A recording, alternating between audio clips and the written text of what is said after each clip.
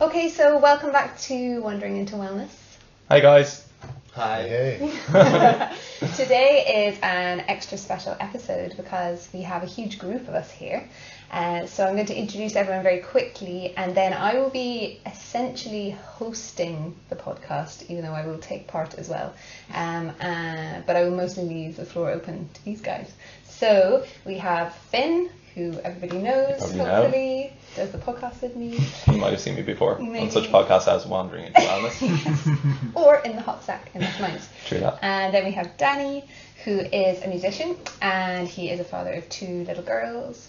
And we have Joseph, who is a physical therapist and also helps to facilitate men's circles and men's groups. And we have Olivia, who is a Taoist men's sexual health practitioner and TCM practitioner as well.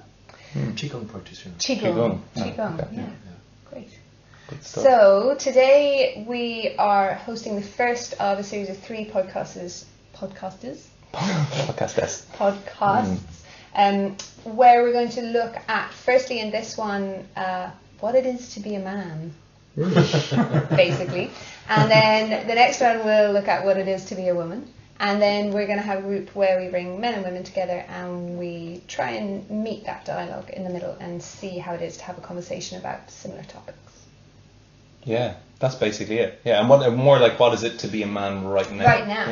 Yeah. Exactly. So there's a lot of things that have been going on sort of politically at the moment. There's been the Me Too movement, first of all.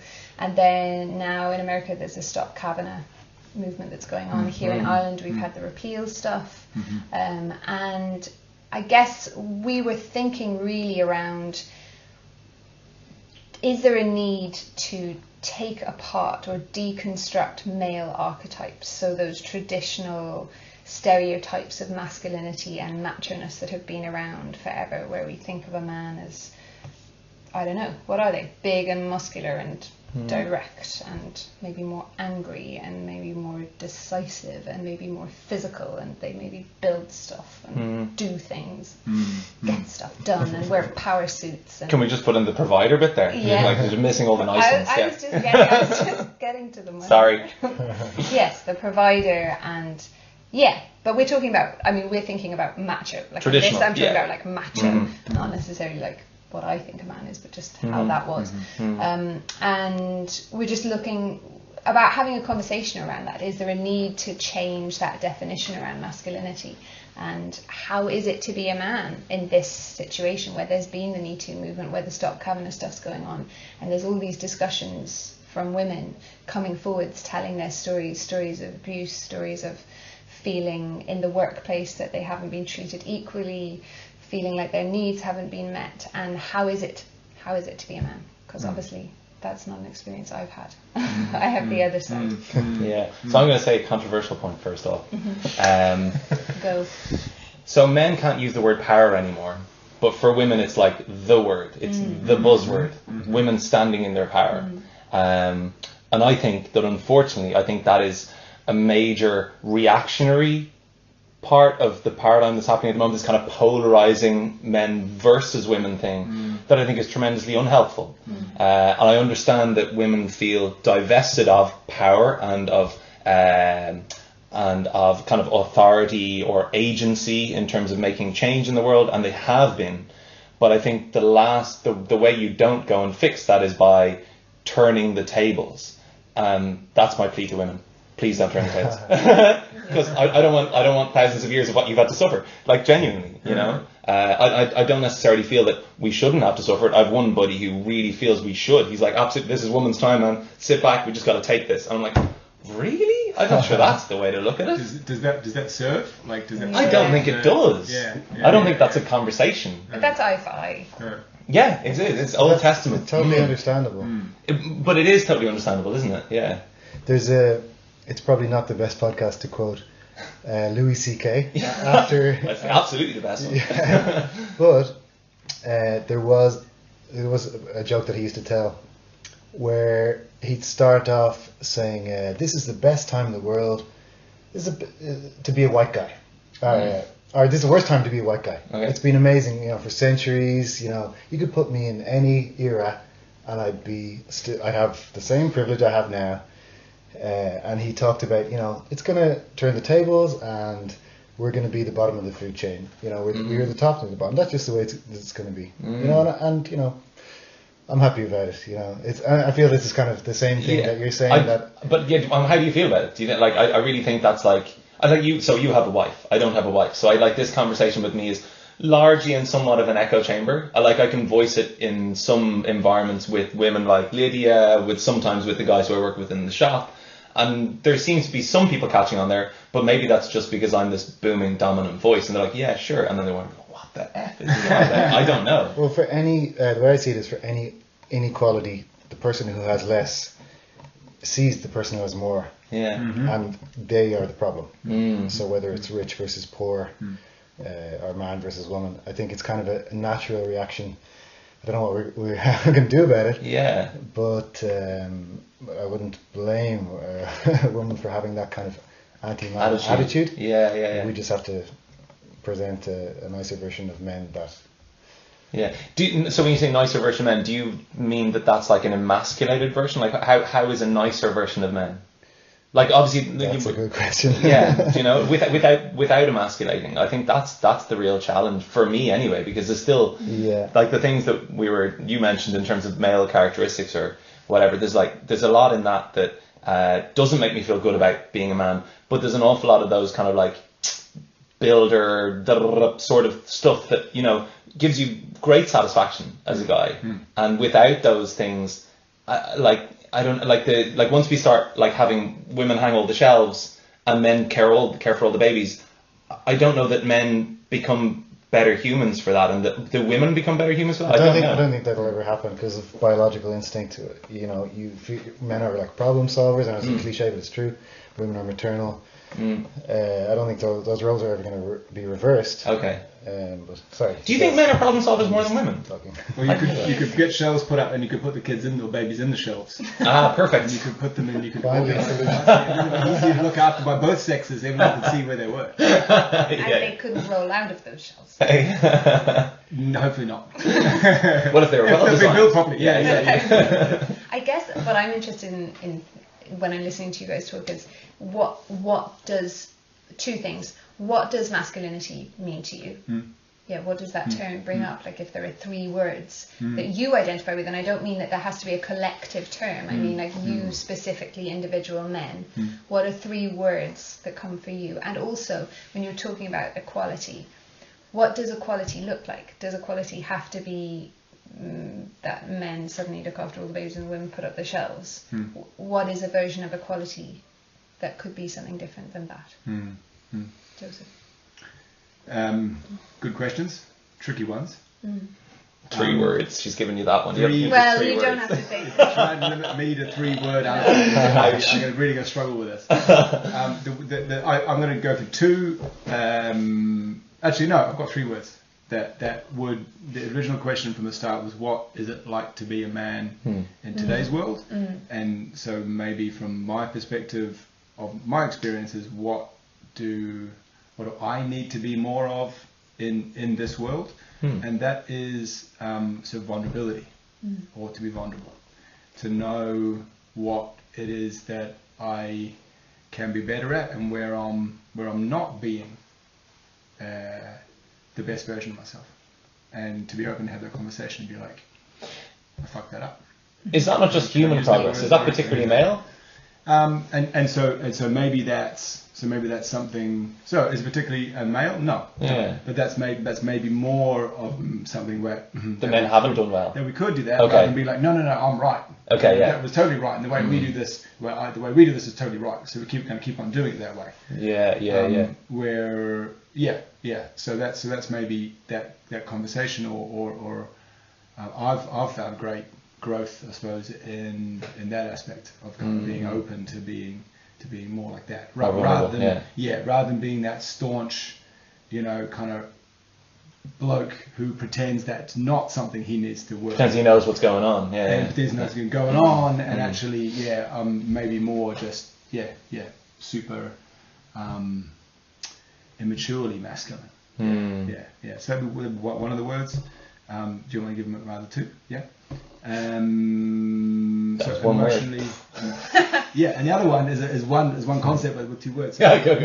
Emotionally intelligent. Okay, yeah. So if I haven't been something, Uh-huh. I haven't been something, or I've maybe made a mess of things, then okay, what's going on here behind these emotions? And what is that? What's that in my body, and what's behind that? And okay, how has that affected other people? How has that affected myself? So getting to grips with that, because maybe previously I might have, and I see this in other men, I think maybe people can relate to this, is that people just react, and men just react. And it's kind of, I've got to behave this way because that's the reaction I'm expected to have, or I've just got that reaction. Instead of kind of maybe just deciphering that down a little bit and kind of going, well, what's behind that a little bit? Where's that coming from in my body and myself? And can I, do I have to react like that all the time? Yeah. Is that something that's coming from, you think, from your essence as a male human being as opposed to just a human being? I don't know. Do you think there's a characteristic that's kind of universally among men that you're describing? Largely? I've never been a woman. So Sure. But have you seen it in guys? Yeah, I know. From that perspective. Gotcha. But do I see it in other men? Yeah. And I see it in women as well. Okay. But maybe in terms of maybe balancing something like this conversation, in terms of being able to have a non-conflictual conversation, because that's maybe what I hear a lot of. It's maybe kind of like, this was done to us. Yeah. Or you're being like that. You're generally you are being this way. And I maybe hear that from both camps of really staunch feminists, or really staunch masculinity. Men are maybe kind of go, when women do this, or when men do this, they're all like that. So there's this conflict of kind of like, there was even everyone into a box and kind of going, they do that, they do that. Yeah. And so there's a conflict there, and that's kind of, it doesn't matter whether you're a Man U supporter or a Man City supporter, like you got to hate the other team, it's got that's part of your job. So there's a conflict. So maybe what I'm getting down to is, if we were to have a non-conflictual conversation, what skills will we need to have to be able to maybe do that? I think it's interesting you come back to that reactivity thing. When I was talking to my friend Kevin, who I was saying to you guys earlier that I was speaking to my friend Kevin last night, and he's a member of the queer community. He grew up in Ireland, right in the middle of Ireland, in a small town, and naturally for him there was a specific set of stereotypical masculinity, things that he wasn't conforming to, that he was being pulled up on all of the time. And one of the things he was saying that he observed was that in males, the only permissible kind of cool, kind of allowed emotion was anger. Yes. And so when I'm listening to you talking about that thing of reactivity, that's what he was saying he observed, was that in his community, in a small town in Ireland, it was allowed for a man to be angry. Yes. But it wasn't allowed for a man to be sad or to be more sensitive or those kinds of things. So what happened was or even joyful. Or even joyful, or right. even positive emotion. It's kind of like, it's not cool, right? It's meant to be, you're meant to be like loose and dismissive and kind of it's casual about stuff. Yeah. Why is he so happy? What's he been up to? Yeah, but it's like a not caring as well. It's like a gruffness. He was saying, kind of. Yeah, he was saying even down to the way people would act in the gym. Yeah. That it was like, you use your, I'm going to say barbell. Yeah, fine. Some kind of a thing. And then you would just like put it down. You wouldn't be like, anyone else want to use this? Or it would just be like, how casual could you be, or just drop your gym bag really gruffly, and everything was studied like that to be as manly as you could possibly be. So if that's the patterning that you're getting from a young kid, that the only permissible emotion as a boy, that it's okay to show is anger, then that reactivity is going to be brought up. And in that situation, it's definitely not the case with girls that they're getting patterning from a child that anger is there is a different thing, but it's not anger. So there would be naturally more men. It would be a more masculine trait.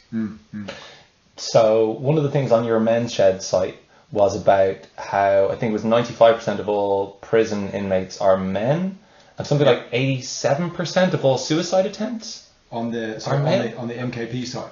Yeah. Yeah. That's something like 87% of all suicide attempts are male as well. So it's something huge. I can't remember what it was like bonkers. I was yesterday or the day before I was in bed reading, but I was absolutely blown away with that. And it sort of kind of plays to this idea that like that accepted emotion is anger, and if that's kind of like, you know, if you're not educated beyond that and you can't I mean, I certainly have anger issues, and that is a problem.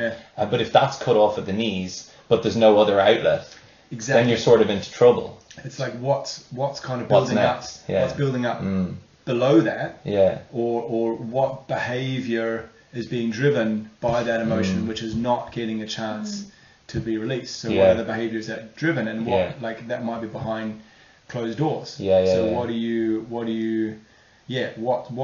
happening in your body, or what's happening with you then, because that is not getting voice, it's not getting expressed, it's not getting, and that needs an outlet. Like, is this something, Olivier, that you'd have as within practice, or is this something that you could speak to in terms of providing an outlet that men can have, so that whatever that need is to express this, whether maybe anger is the wrong word for it, but maybe it's, I mean, anger and passion are also kind of like somewhat fused in some way as well, right? Yeah. At this point of the discussion, I think I don't know about the practice, if they can say a lot of things, but what I've heard for me, for first to be, what is to be a man in this world, I think it really depends. Like you say, some people that are growing some special middle ready characteristic. I don't know. I think it's not really my case. So for me, I think we have to about the fight between men and women. We have to distinguish really. There's a sexual part, and sexual abuse is something, and it's one discussion. There is some not equality between men and women, like in salary problems. This is another discussion. Not equality in the tasks we have to do at home. This is another discussion. I think this is really three discussion, like in private, in professional, and about sexuality. This is three, I think this is really three discussion different, and for me it has really to be different, because because if not, there's a lot of confusion between all that stuff, because something that has been abused is different than about other thing. True. So, but it all maybe does it all root in sexual power and that physical dominance aspect? This a buddy of mine, we were talking about this over coffee the other day, and he said, like, I don't know, he was talking to a friend of his who's saying, like, every time she goes out her door, you know, she's not going to walk down a certain place, she's not going to, and there's another thing we're going to come to in terms of dress code, but like, she has to be careful, because every time she's out late at night, she's a fear of being raped. Like he said, I've just never had a fear of being raped. I've been out very late at night, I've been feared of being like shot, stabbed, robbed, but I've never had a fear of being raped. And that sexual power thing, you know, it can't be ignored as a factor that leads into, in a very background way, but pervasive maybe, in terms of salary, in terms of those, you know, it's forming part of the thought process. If women are thinking about all the time that groups of guys are dangerous to me because they might rape me, you have to think that, I mean, you can't say, oh, I'm waking up in the morning and everything's fine now until it gets dark. You know, it's obviously there and deeply in the nervous system, isn't it? Yeah. Yeah, for me, I don't know.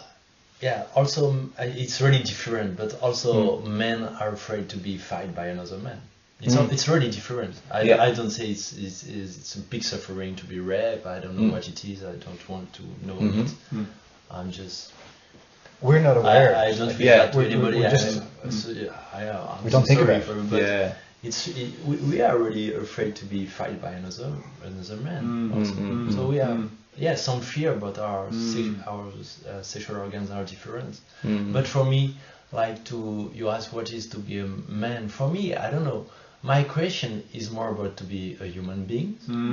Okay. My own question is more about that, how to be a human being in this world, and then what is to be a man depends of what as a woman. It's really, I'm a man in comparison with a woman. Do you mean from situation to situation? when she's standing in front of you, or do you mean just in the world how you are? Also in our conception, like Okay. like for example, if now women are already afraid that a man come to seduce them, it's a fact that the men won't go a lot to seduce women, or you know. So it depends also of the mentality that we share, and this problem are making growing some mentality, and it's sure that there are good questions in that all that problems, but you have to, I think we have really to separate things. Also because for me, I'm a 45 years old man, so I have some experience. But some people are growing through what we hear in the media, and in the media for me is a big mass of a lot of things. Well, never, I don't know in France. I'm French, so I hear more media from France. But like, is there? The media are speaking about abusing women and all that bad things that happen. I don't know what is the word in English to say, but yeah, I'm sorry about what could happen to women. And everybody has to be respected. Depends of his sex or his sexuality also, or his behavior, or everybody has to respect everybody of his race and everything. But what I want to say, like for example, for the new boy, I think new boys are to be educated to enter in intercourse with women, and also women has to be educated to intercourse with men. But sexuality will always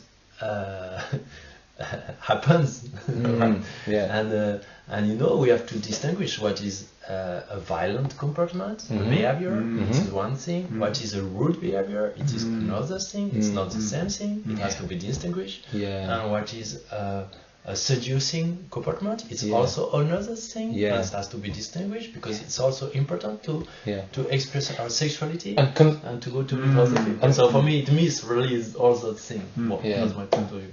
Cool. So sometimes can that be the same actual physical act, but different just because of the emotional intent behind it?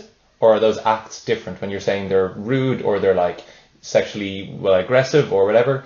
Can it be the case that the same act, or I'm sorry, if you have the same act, can it be in some ways like okay and not okay, depending on just the intent behind it? Or are you saying they have to be distinguished in terms of this act is okay and this act isn't okay?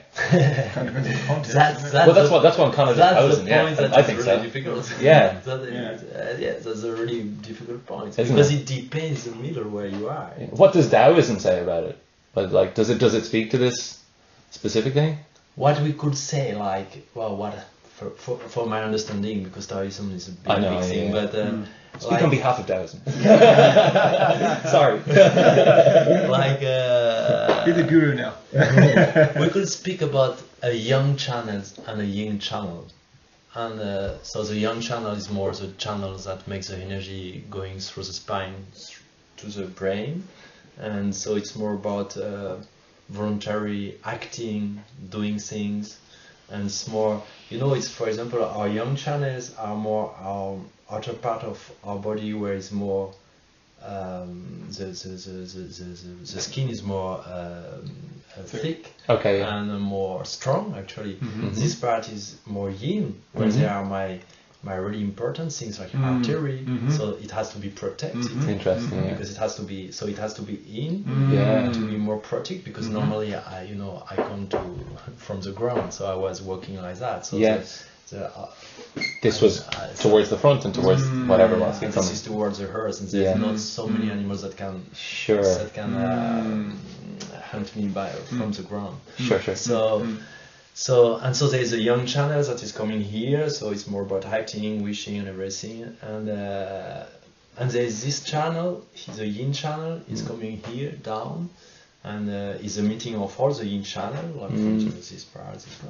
And this yin channel is more about feeling. It's more all our consciousness about our heart and feelings, and belly, and so all our feelings.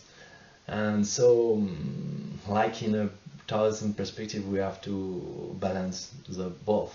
But in Taoism, in generality, we could say that a man, in general, this channel is more open at the beginning, or easier opening.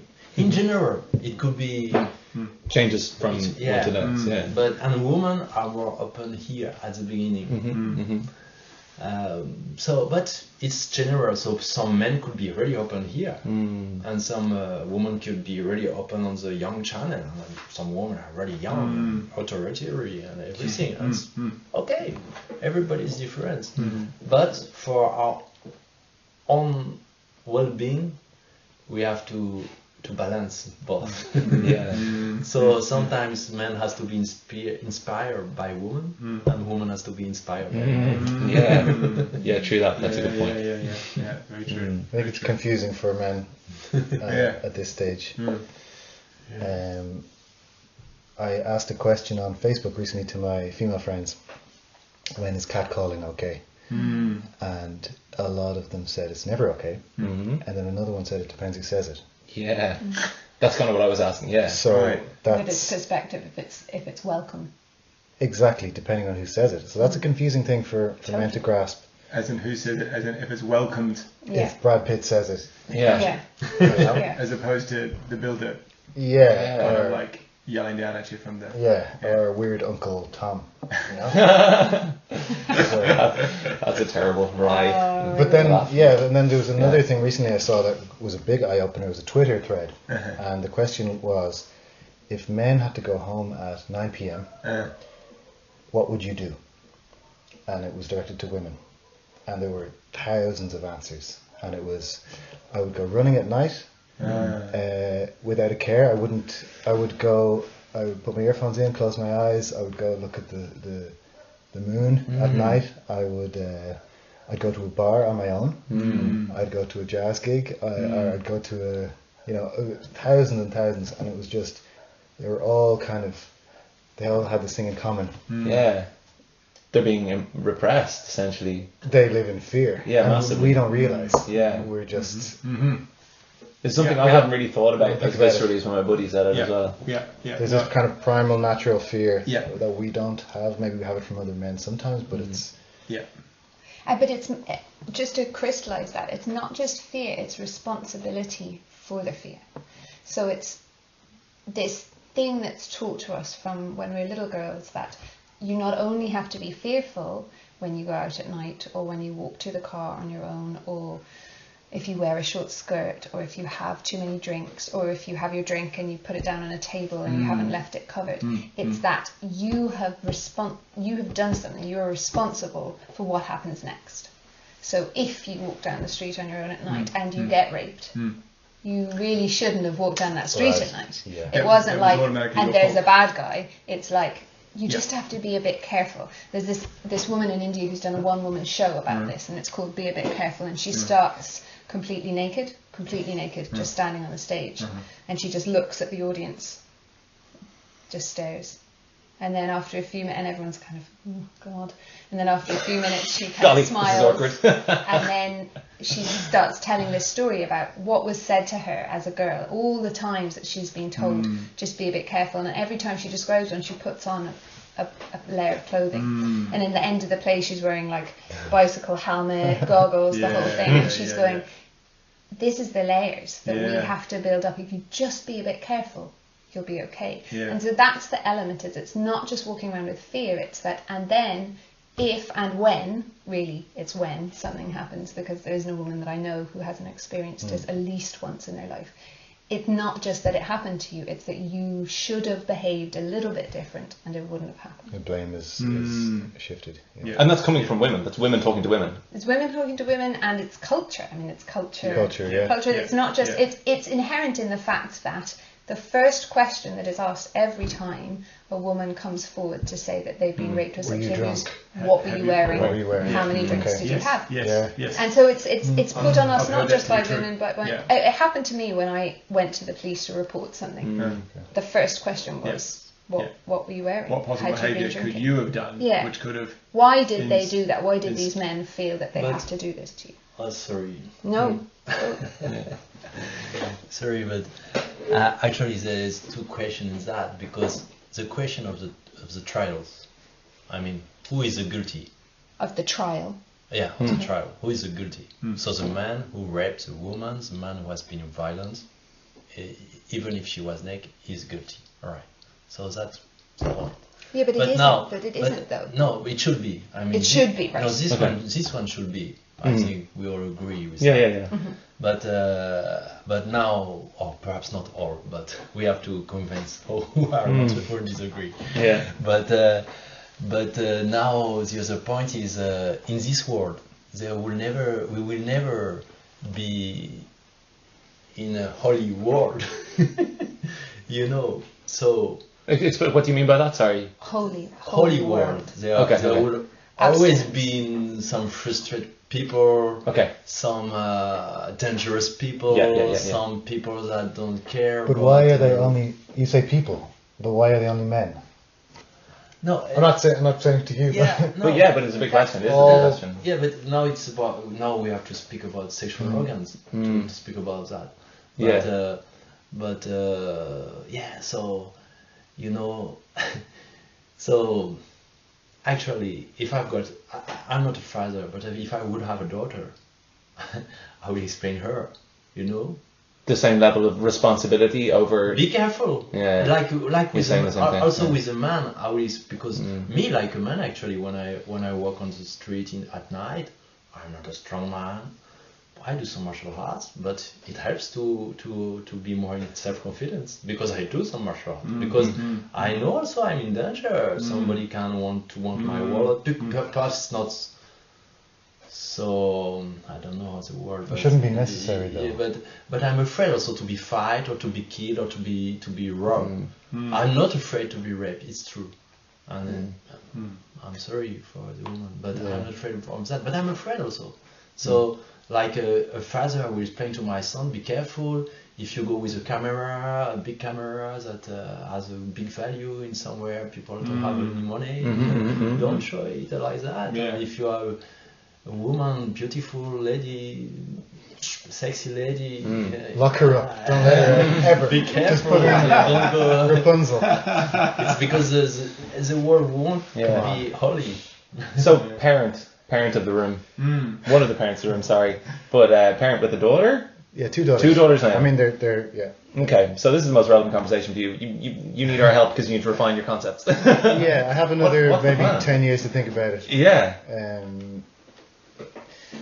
What is the plan? Has it crossed your mind at all yet in that way? Or does it ever? What's funny is that a lot of my friends, when our first daughter was born, they immediately made kind of sexualized comments. Totally.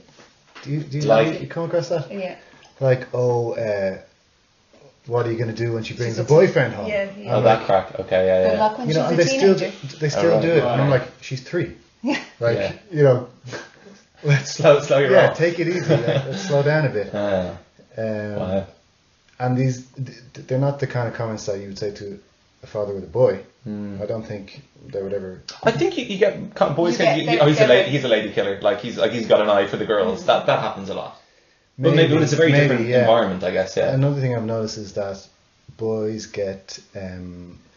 often get when family, not my family, they're actually really good at this, but sometimes when guests come, they would say to a boy, "Oh, what did you do today? Did you do painting in school, or what? Do you play football or something?" As a girl, it's always "Oh, you look pretty. I love your dress." Really? Something like this. And you find it's really consistent. Yeah, Really? and Weird, isn't it? So why? Really? Of course, women have this hang up about how they value and how they look, visibility, yeah. because it's the only thing that's kind of consistently remarked upon. So we can have a responsibility to when people say that, to point it out and to call it out and to say, hey, you know, ask her about something else. Yeah. But of course, these are just things. And I'm sure those you shouldn't people- have to be a parent of a daughter to know that. No, but, yeah. but this, I didn't know that before. So Yeah. so And do you think you unconsciously would have said those things to other people around, or do you think Maybe. Yeah. Maybe. Just not. Yeah. Just want to wear it. Does never have to be Yeah, wear. you wouldn't even think about it. I Yeah. think it's even the word, like, you can comment on what they're wearing, like, that's a cool dress.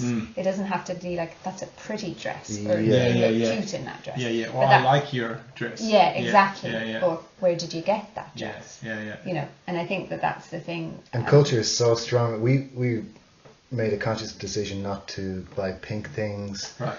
to to not focus on like dolls and things. But she's watched Disney movies, and pink is her favorite color.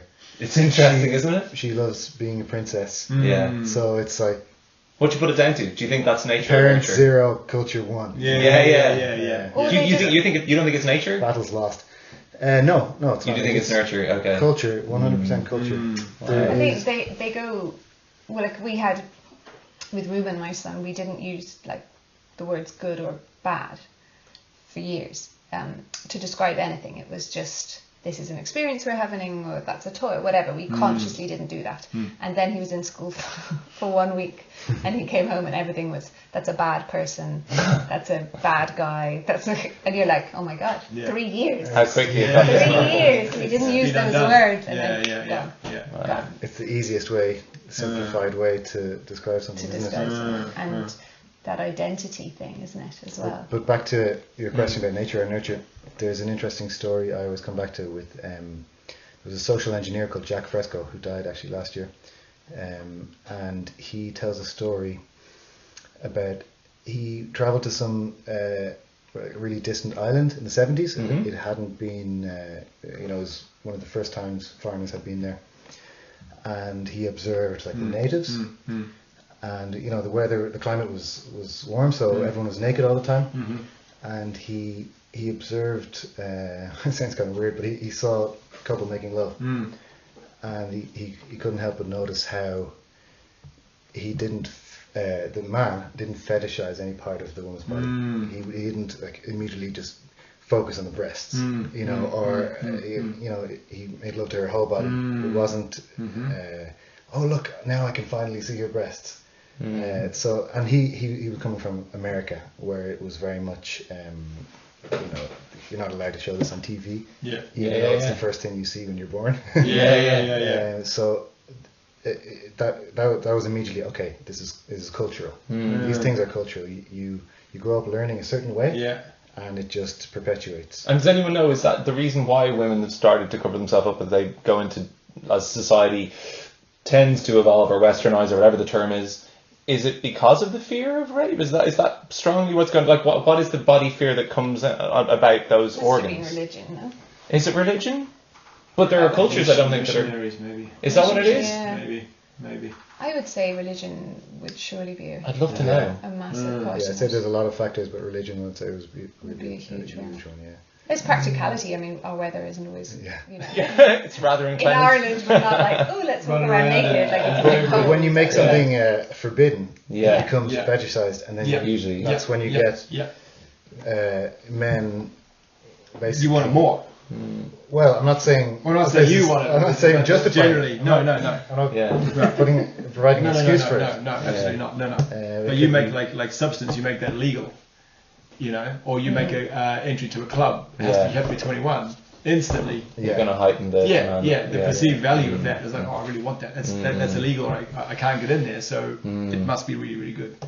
Maybe, I don't know if You that's know, good. like in Yeah. Africa, I'm not sure I really get everything. I'm sorry, but in Africa, sometimes it's more prohibited to show a thigh than to show breast. Okay.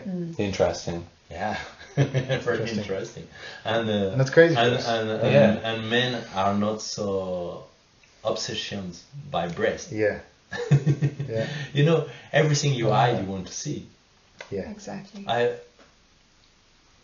I don't know, it's a podcast, but it's my life. I've been educated in a naturalist way. My grandfather, my mother, and when you Why is it okay on television to show when you someone go dying? to a beach and everybody's naked, then you know everything. So what else you have to look to? Yeah. And now you respect the people. You don't touch somebody that doesn't want to be touched. like everywhere in the world, it should be. And so, but when you don't see, you want to know what is behind. Yeah. It's natural. And I think it comes back to consent again, though, doesn't it? On a basic level, when we're looking at that, like, how can we teach consent from a young age to kids, really? Because that's the definition when we're thinking about, like, catcalling or whatever. That's a tricky one, because where's the consent? Is it wanted or is it not wanted? That line it's so very blurry. It's very blurry. It's a mucky one. But when we come to some of the more kind of publicized things where women are saying this, I went to this party with this guy, happened, we had a couple of drinks, we went back to the bedroom, and then when it came down to it, actually I said no, and he acted on it. And the guy's going, hang on, well, I thought, like, this is what was happening here, like, you've taken your clothes Cristiano off, Ronaldo, yeah, that's whatever. happening at the moment. I mean, maybe we should. Do you want to talk Go. it? Yeah, Talk it, tell us. Well, that exact situation Yeah. happened apparently 10 years ago, allegedly, because it's a case that's going on, so I don't want to get the podcast Libel laws come into it. Yeah. We're safe. No, we want that notoriety. Go on, bring it on. Well, we could talk about the Ulster Rugby case. Well, Yeah. so this is a relevant one to this island, I think. Yeah. And it was, and the guys weren't convicted, but it seemed like the evidence was all there that they were guilty. Was Why? it case the evidence was all there? Well, I think I was heavily swayed by a lot of the text messages that they were sending. Yeah. A lot of- Afterwards. Yeah, and there was a the lot kind of congratulatory a lot of ones. details as well. Like there was blood on the taxi and things like this. Something that I was listening to at the time, Blind Boy talked about in his podcast, where the way that men talk about women, women were shocked by this because it was a private thing that only happens between men. Yeah. So And that's out. yeah, and now it's out there. And it's But for me, objective. it was normal. Like when you're okay, you learn not to talk about women like that when you maybe become like 15 or 16, maybe later. Yeah. But it's like it's all about transactional. Like what did you get from her? Yes. Yeah, How far did you get? Yeah, it's like this is a transaction. Yeah. The woman is basically an object. Yeah. There's no other reason to be in this relationship other than to acquire a piece of body part A, B, C. Yeah. Yeah. And you can see that with the Kavanagh thing as well. It's the Yeah. same. It's Yes. he was a rugby, their version of rugby. American Yeah, football, American that thing, yeah. So it's a bunch of guys, locker room talk, Yeah. and there was a list of all these sexual terms. I tried to ignore the case as much as possible because it was so disgusting. But You can't. It's in the media. That's true. Big news. Yeah. Yeah. Yeah. I guess Yeah. There was a really good like little video from English police. I like it a lot. It's about a tea. Do you want to have a tea?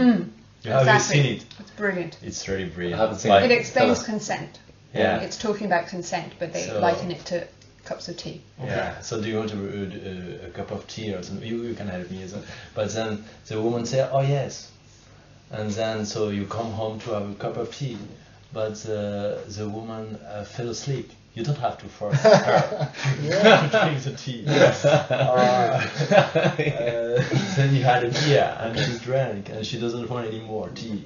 So you don't have to force her to have a tea. And there's a lot of few examples like Okay, that. yeah, It's yeah. really brilliant. It's really It is the easiest, quickest way to explain Yeah. consent. why to is someone. that easy when you take out sex and substitute it with tea? Why is that easier to understand? Yeah. Like it Because should just- be. It's weird. because isn't it? out of desire is not so easy to bear. Are you saying tea is not desirable? Come on. What is this? From the land of Barry's cheese and wine. Get out. Joking, sorry, go on. No, but desire. Yeah. What to do with my desires? Huh? Yeah. That's Yeah. that's the point. Yeah. Yeah.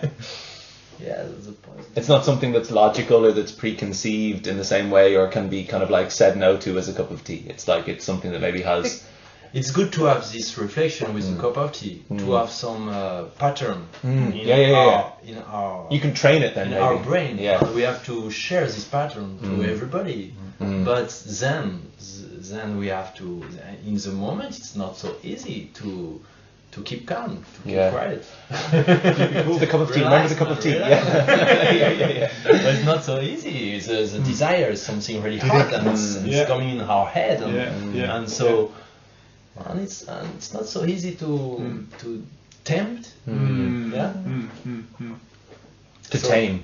To tame. It's easy to tempt. Very difficult to tame.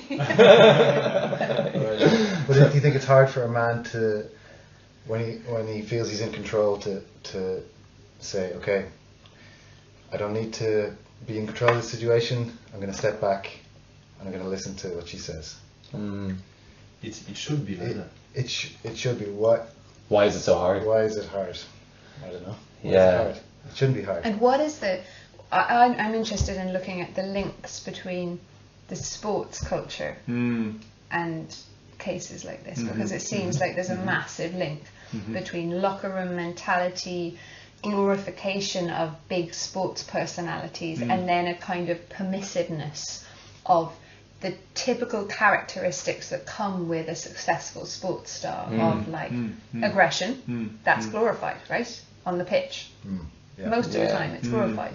Or, decisiveness, power, control, physicality, mastery over your body in those ways, and dominance over your body. And then that carries, so it's kind of built in them. You can talk about this especially, but it's built in them, and then that seems to spill over, where there's a lot of times a permissiveness that, well, sure. Yeah. Because it's them. Yeah. You couldn't really blame them. It gets managed and forgiven for that reason. Yeah. It's an interesting one, because I think it comes down to perception as well. What's the perception of the values and the behaviour, as opposed to what's actually real and what's true. So maybe among amateur sports people who look at the TV version, or they see the interview, or they see that version of their sports stars, how they perform on the field, and those attributes of strength and size and power and dominance and competition, and at the end of the day you're besting, aren't you? It's about getting more points on the board. It's about being more physical than your opponent. It's about putting more goals, or it's about kicking more penalties, or it's about gaining more yards. It's about beating your opponent. And so I've experienced that in amateur sport, and also in professional sport in different realms. But what I have experienced, so and what I was judged, and I've been involved in that from a I would say an immature masculine perspective. I've been part of that. Of that culture, what I've witnessed on the other side is with elite sports people who are actually at the top of their game, who are really performing at a very high international level. You worked with Tiger Woods, didn't you? I know where this is going. Tell us the Tiger Woods story. Sorry, go on. Sorry. I couldn't, even if I had, I wouldn't be able to Come on, it's just type in. Wouldn't be able to. Yeah. I'm sorry. But interesting with golf, because it's about put something in the hole, isn't it? Yeah. Yes. Football. Kind of a weird analogy, but yeah, It's about ball put in the something. net. It's about put something in the hole. And it's in football. It's about put something in the hole. And with that's actually a weird thought I hadn't had before. And with basketball, it's about put something in the hole. It's about the end game. The net doesn't catch the ball gets in the net. Yeah, it's about getting something over the line. And there has been a comparison drawn between competitive team sport and that collective kind of conflict and battle, and then a big kind of release. Like if you watch a football crowd watching football, and for the most of the game it's completely silent, it's kind of like boring and nothing else really happening, and then when a goal is scored, it's like the whole place erupts. The whole place erupts, and it's kind of like whoa, and that's an appropriate moment then to show joy and to show emotion. You can you know, hug your mate then, you can jump up and down, you can like big smile on your face and you're really, really, really super happy. Yeah. You know, you can explode in that moment of joyousness. Your team is best of the other team, you put the ball in the hole. Yeah. Like, you know, the shot when England scored in the very first part of their final or semi-final against whoever they were playing. It was a bright sunny day and everyone had fresh pints because it was right at the start of the game. They scored really early and all pints everywhere. You know, thousands, hundreds of thousands of, you know, of pounds worth of beer everywhere, all over everyone. Everyone's like, oh, I don't care, it's amazing. So there's an interesting aspect of sport with that collective consciousness, with and kind of a tribal spirituality with that. What I've witnessed with elite sports people at the top of their game is these guys have kind of and maybe I'm putting them on a pedestal because they're kind of heroes, but they've got a kind of an air about them which is and even ones which I wouldn't have considered my heroes, but when I met them and really met them behind closed doors, they've got a kind of an air and a grace about them which is just so down to earth and so mature and so kind of like grounded. You kind of go, these are really, really chill, nice guys. They just haven't got an air of what I had assumed they would all be like, where they would be super, super, really like switched on, nacho. Like really, really, really. They were just kind of like really, really just like totally chill. And there were people at the top of their game. Top of the game. Yeah. Okay. A team sport. Okay. Yeah. So, and that was an experience I had working. With some of the guys who were big physical guys. Yeah. So they were playing front row, international team rugby, and they were. And do you reckon they were those guys beforehand, and it's just the fact that they got to the cream of the crop and now they could kind of chill? Was that it? And they knew when they could apply the pressure was when they were on the pitch and when they were in a scrum, and other than that they were conserving their energy. Is that what it's about, or what was going on? The guys that I'm thinking of in particular in this case, and again I don't want to get like too specific into that. Sure. But I know them to come from family backgrounds that were quite religious and quite respectful, and that was their kind of background. Their upbringing was that, where they were. So in that case, it had helped them. Yeah. Religion maybe provided some framework. Yeah. Yeah. Or that's what you're taking from it was. Again, this is my judgment, my perception, because I only know them from that snapshot. Sure. You know, but what I knew about them, or what I knew about their habits, for example, they didn't drink, never drank. And so that whole kind of concept of like, oh, you guys must go out and get real chopped after this. They were kind of like, nah. Yeah. No, don't drink. I was kind of like, oh, pop, you know. Yeah. The same when I was working with the international football team, and I was kind of expecting to hear loads of stories about like, you know, locker room stuff. Yeah. Like, all right, I'm going to hear loads of stories about, you know, them going to like strip joints and taking loads of cocaine off strippers. You know, this is going to be terrible, but kind of funny. And they were kind of talking about their wives driving new minivans and how they bought the 2.2 litre version rather than the 2.4 because they were a little bit more economical. Yeah. And like, I was kind of like, oh. Disappointed.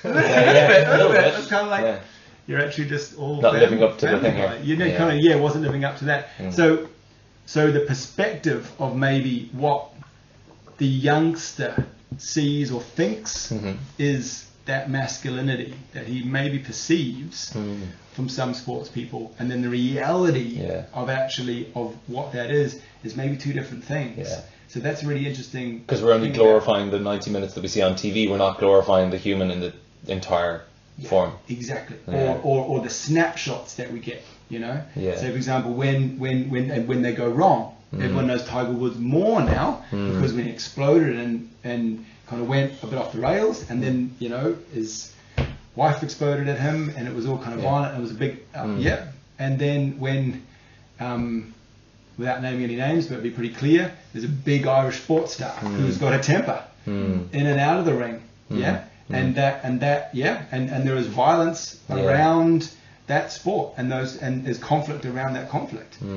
Yet he's a really, really, really successful role model for young Irish men. And it's like that's a real problem. That's a really interesting one, like the Belfast rape case, like the Ulster Rugby rape case. They are the warriors. To look at archetypes, that's an archetype, one who serves the he does an order of service of the realm. He carries out a job. That's our warrior caste a little bit. Yeah. Yeah. They're a role model, and that's maybe what there's the perception of those people and what they do, but they don't get to see the day-to-day kind of like life of, oh yeah, they also like, maybe they take their kids to school, and maybe they take out the trash, and maybe they do all that kind of stuff. They just see them for 70 those moments. The trash talking and then the fighting and the perception of that maybe gets glorified in the media, like you're saying, like there's certain bits of that, you know, and those ones who are the stars who, you know, are high rollers and who really like have the bling and make lots of controversy, they get a lot more airtime. So it's a really interesting one about sport and that. We don't see the moments of humility so much, we just see the moments of dominance, or don't see the hours and hours and hours of training. But to come back to those kind of archetypes, and think about that warrior thing, and that would have been a useful thing kind of, you know, centuries ago when there was, you know, feuding and wars and lands that needed to be conquered, or people conquering you or whatever. Is it a useful thing to have that as an archetype now that people look up to? Is there a place for it? I'm asking. I'm interested. That's a doozy. Do you understand the question? No, sorry. Okay, so she's asking the warrior mindset, or the archetype, the word archetype. So she's asking, currently in the world where I think everybody in this room anyway, and most of the people in our country and our countries are aiming for a peaceful planet. Is there a place for that male warrior archetype other than on the sports field? And what is the role for it? What's the usefulness of it? Like what's it providing?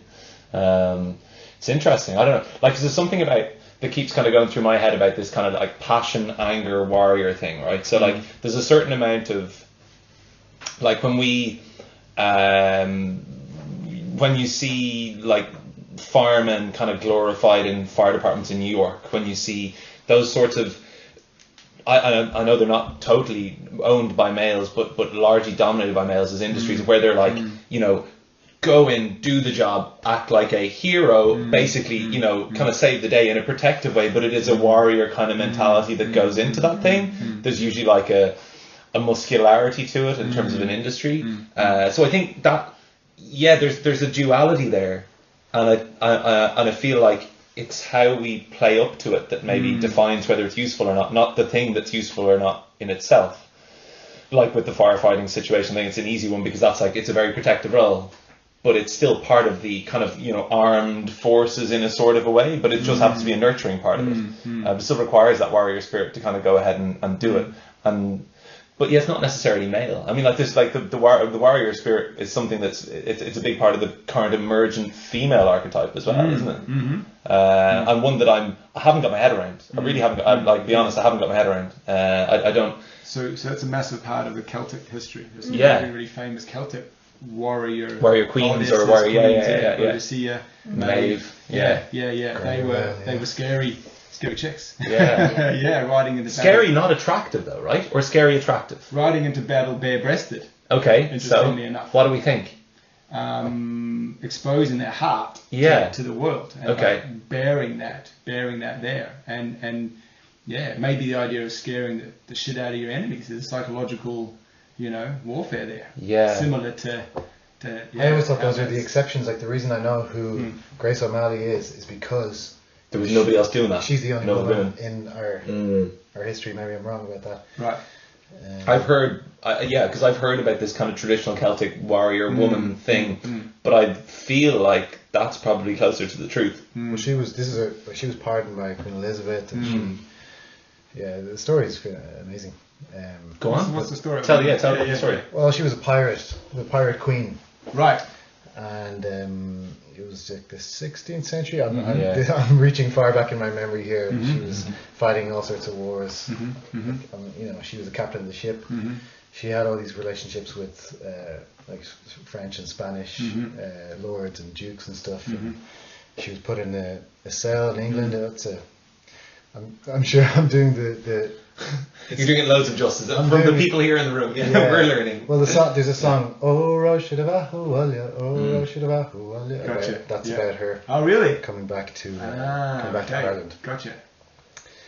That's about the extent of my knowledge about it. But it's just to bring it up because it's the only recent it's the only Or one of the- female. Yeah, Yeah, basically that exists in our gotcha.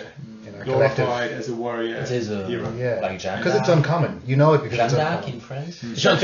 Jeanne of Arc, there's a big one. Right. There's a huge one. Yeah. Yeah. Amazon in Greek. Yeah. Yeah, Greece. yeah. And Zinga in Africa. Who? Yeah. Zina. And Zinga. Oh, right, okay. Zinga. Yeah. I don't know about her. Yeah. Okay, I haven't heard. But Yeah. me, I would answer to your question to say there's a Bob Marley song that say war everywhere is war, and I think everywhere is war actually today also, and we are just some few people that profit to push the war to our boundaries, but there's still a lot of war to our boundaries, and also inside actually of an economic field. And there's a lot of women that are fighting those wars. And like that. It's up to them. Yeah. How do you feel about that? Like, what's your perception of those women as individuals or as a group? Like, I think in that question, and perhaps it could be a question, I don't know, but I don't know if there is so many interests, but in that question, how I feel, everybody's free. I mean, now, would I be attracted? Yeah, it's another question. That was kind of the question I was going to trying to funnel you towards, at some level, because that was the same about the female warrior. Another question. Yeah. I mean, like us here as guys, it's obviously relevant if that's something that we're kind of like we're all hesitating here a little bit. I haven't quite got my head around that thing. There's obviously some power dynamic deep in my amygdala that I'm not quite happy to totally overthrow. And I understand. I see women who are strong, physically strong now on Instagram and in life, in general. Like let's say women who are training a lot physically, and I understand why they're impressive, but I'm not led towards that as attractive. Why should they care about what I think about them anyway? Fine, A lot of men like to be dominated as well. That's a big thing as well. And is that? I wonder if that same part of the emergent thing though. I feel like they're two different threads. I don't feel like those women. I don't know. I mean, we do so much for external gratification, right? In general. So I'm making grand assumptions here about women training for some sort of external gratification. I don't think if they are training for that they're training for those men who want to be dominated. No, of course. I don't. Do you know? I don't know. Could be really wrong. No. Yeah. But there's obviously something there in that power dynamic that they're aiming to shift, that they're feeling very, enabled by, and they're being given like some sort of level of that word agency again. Well, what's the biggest difference between men and women? Go for it. Go on. Hit me with it. What is it? I don't know. I feel like it's going to be one of those trick questions. Sexual organs. No, we're physically stronger than women. Yes. Okay. Traditionally, so if you're a woman, Reverse you could the flip role. that. Yeah. Why wouldn't you? Yeah. I would. Yes, would you though?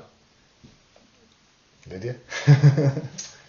Well, I mean, it's such an interesting one. Save. Exactly this though. For me, there's many ways to come at it. I mean, if I'm looking at physically, what do I want to look like? Like, where's my comfort level?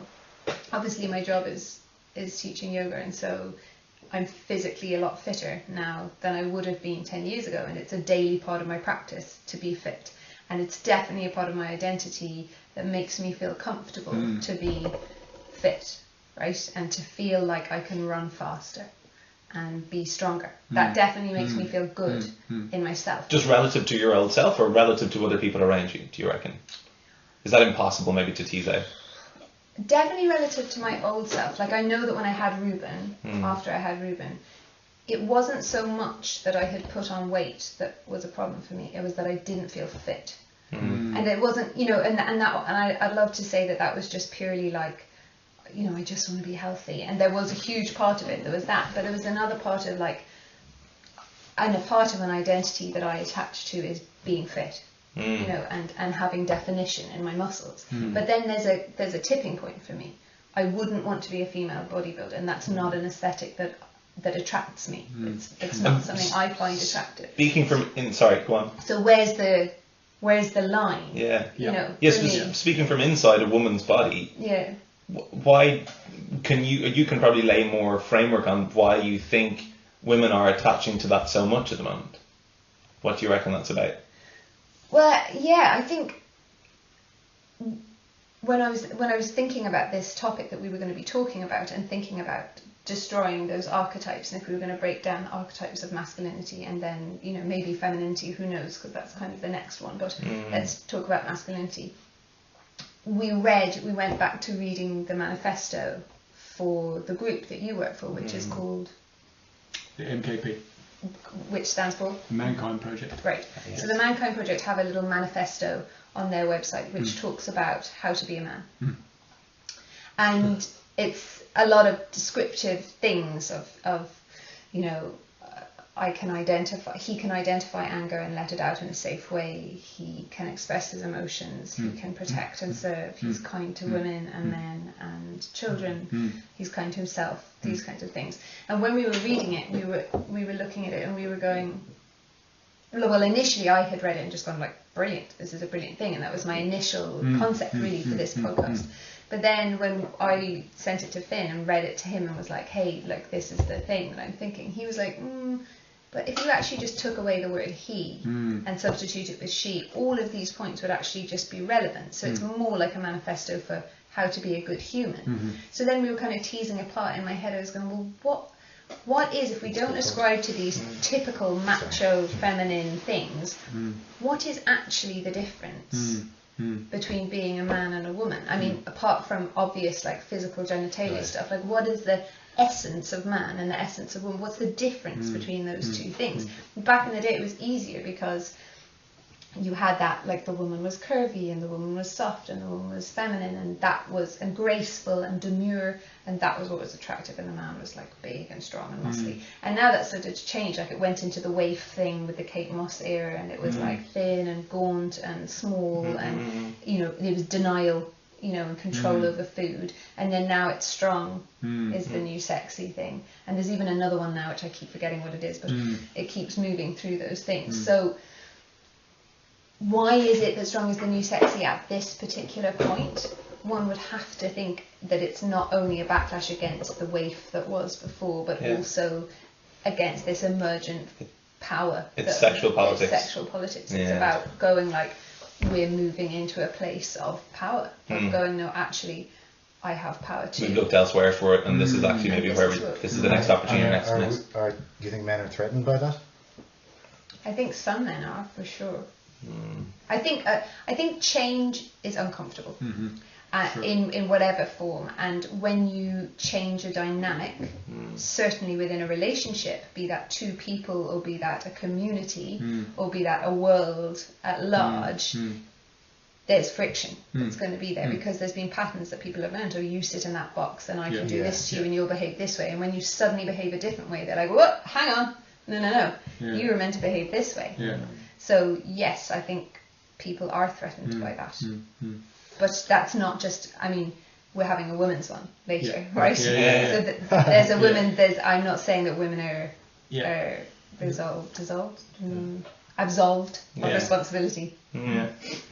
The getting back to the question, because that's really interesting about potentially the way the women are changing their bodies, or what may be viewed as being on I don't want to say it's on trend or it's on point, but if that's what you guys are seeing more of, and there's something about it. Something about that.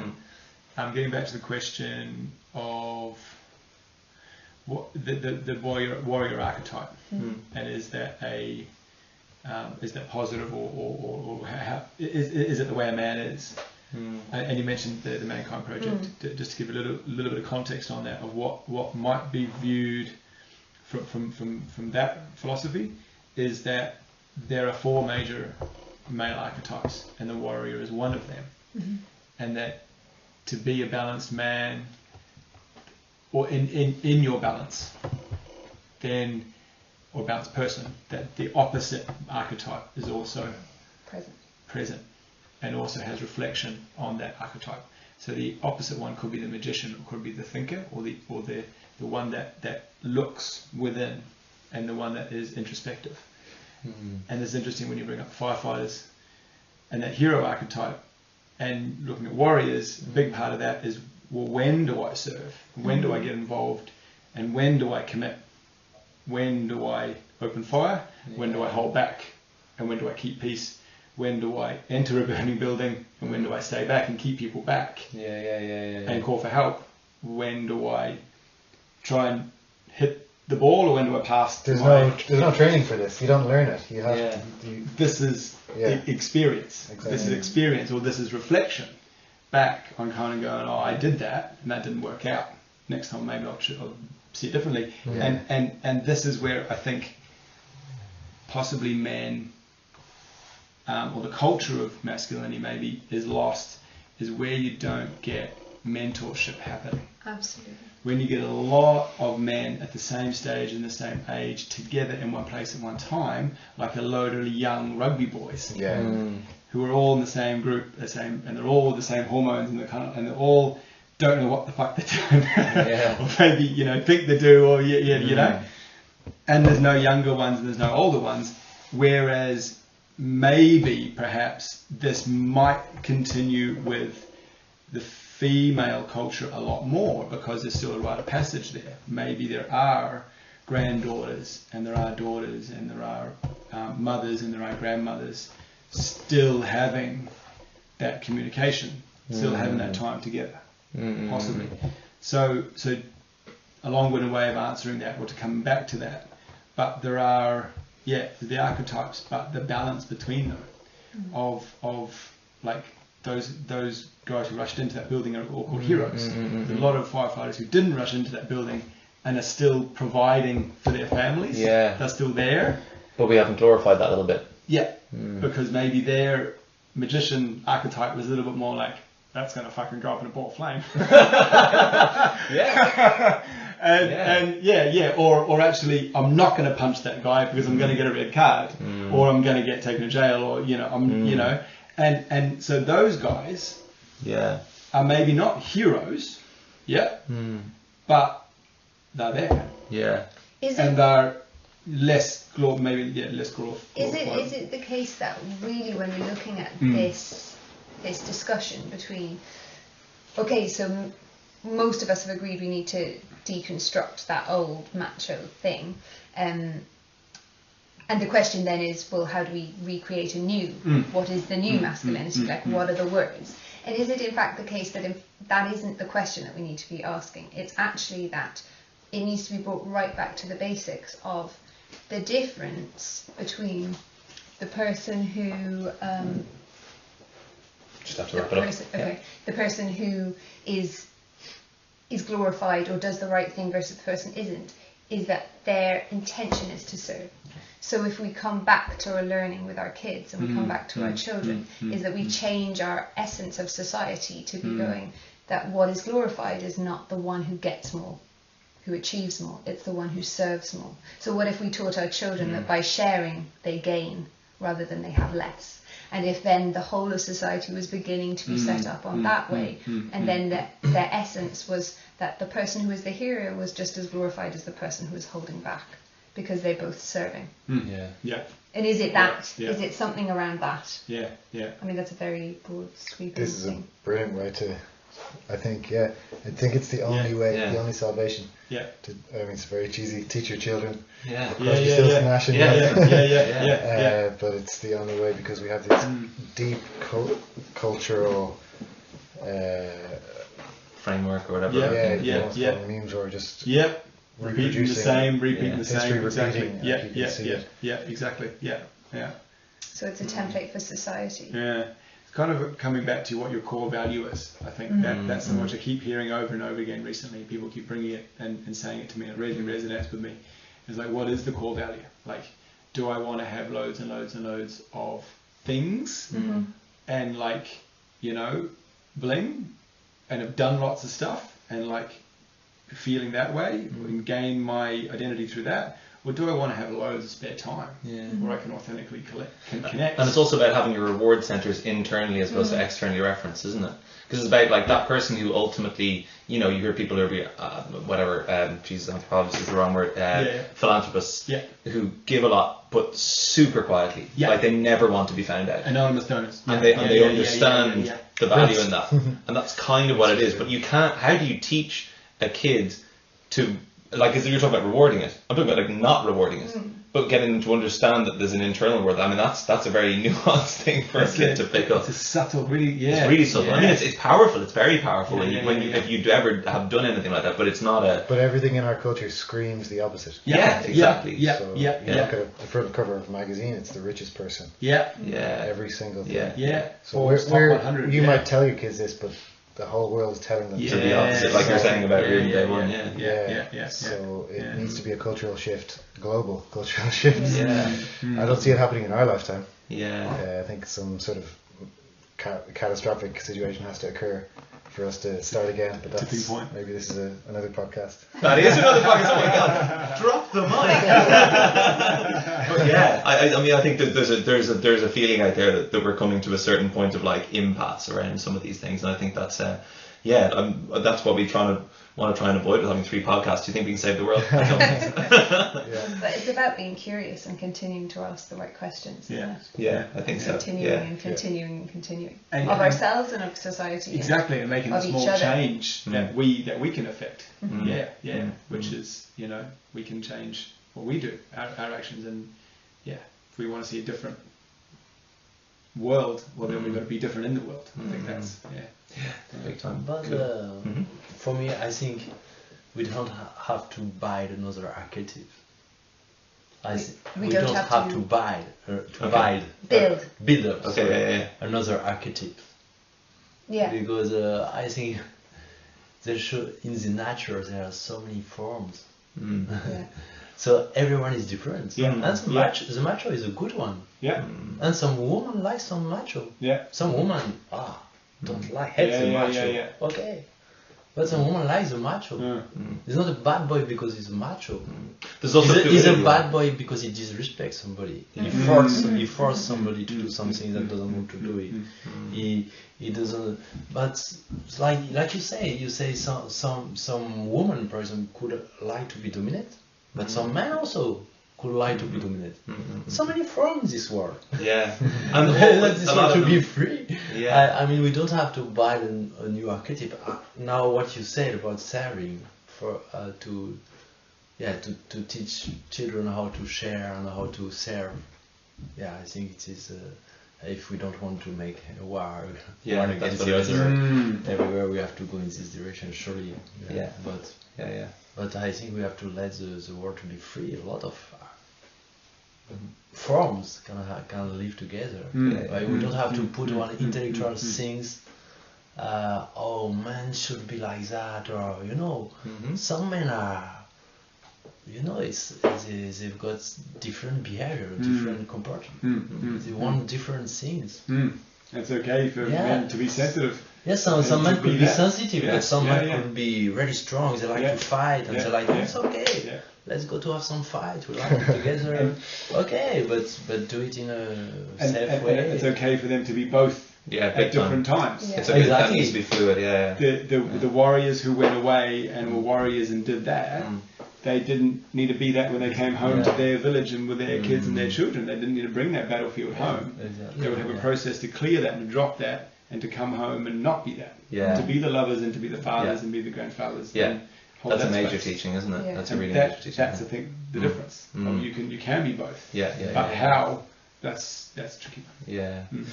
Cool. We better wrap it up, folks.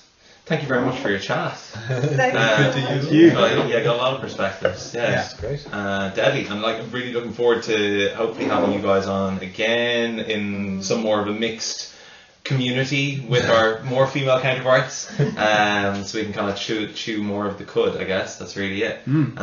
Deadly. And yeah, thank you all for watching, and yeah, we'll catch you again next time. Thanks for hosting us, Liv. Yeah. Thank you. Did you beer it? Honorary bloke now. Yeah. Cool. Anyway, cheers, guys. Bye-bye. Cheers, bye-bye. Bye-bye.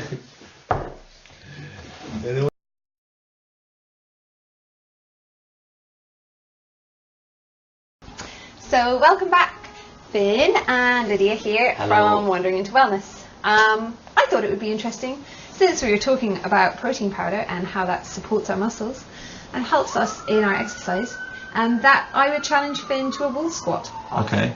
Wall squat off. So let's hope the wall squat off works, because have we got our news test today?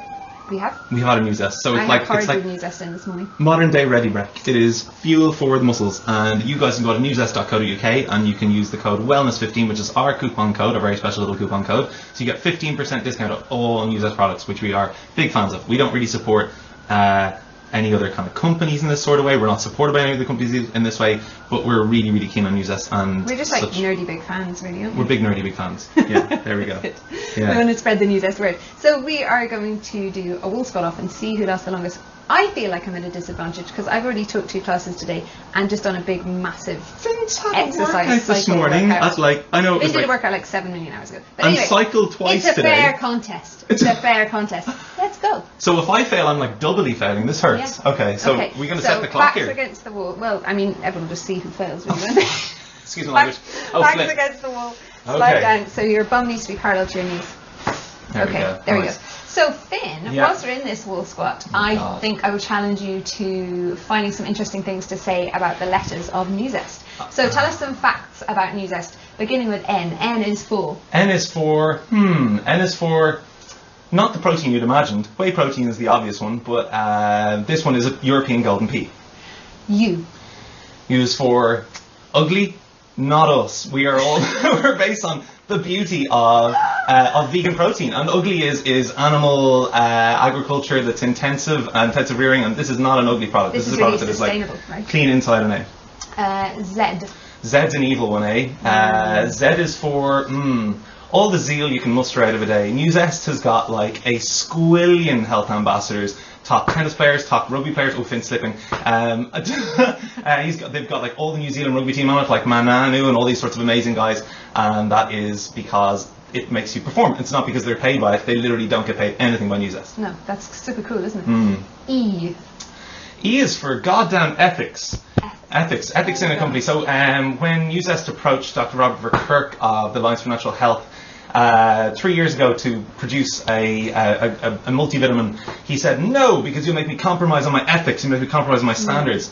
And so they said, okay, well, what if we don't make you compromise? He said, like, okay, well, give it a shot. And so he gave it one shot, and they have a product called Good Green Stuff, which is what Robert Verkerk says is the ultimate in terms of nutritional everyday needs for 99% of all the audience.